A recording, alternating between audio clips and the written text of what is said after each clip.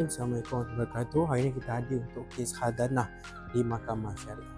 Pihak-pihak ada anak ramai, hampir 3 ke 4 orang.